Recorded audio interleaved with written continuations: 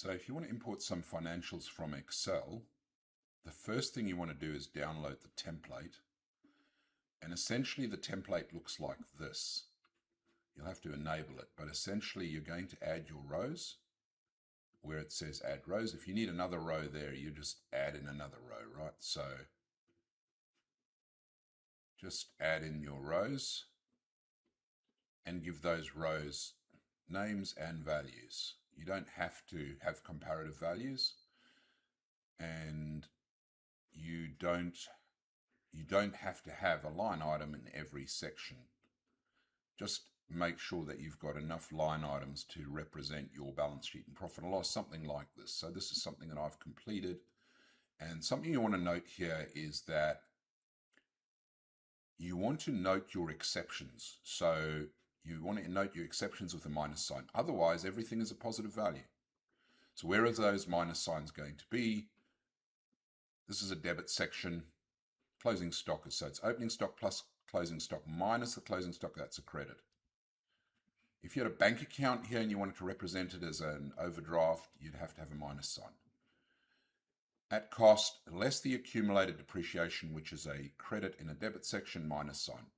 And then the hire purchases, where you split it between the unrepaid component and the unexpired interest component. So these are the unexpired interest components, and those are debits.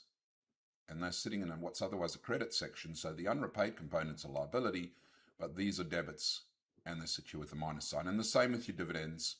So dividends paid would be debit minus, and if you did have a retained loss, it would have a minus sign. Then all you're doing is you're saving that, and then you're coming along to Logit, and you're selecting that file and importing it. And when you've imported it, you can have a look, but essentially you're going to have your profit and loss and balance sheet.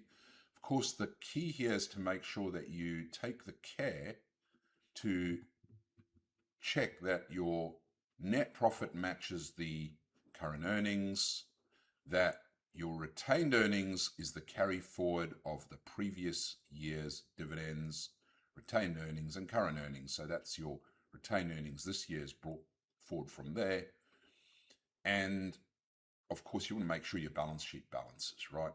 So as long as you've got the basics down, then you're going to end up with a coherent balance sheet and profit and loss.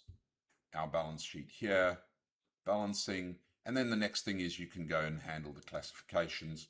So we've got videos on how to handle the classifications, as well as the linking or the creating the relationship between those accounts, like for instance, the motor vehicle at cost, linking it to the accumulated depreciation, and the same with those unexpired hire purchases. When you create the linking, it's going to help you generate financial statements where the line items are all in the right spots. And of course, within the classifications, you've also got your tags here, whereby the tags will help drive the autofill of the tax form. But in 9 times out of 10 cases, the tags are irrelevant.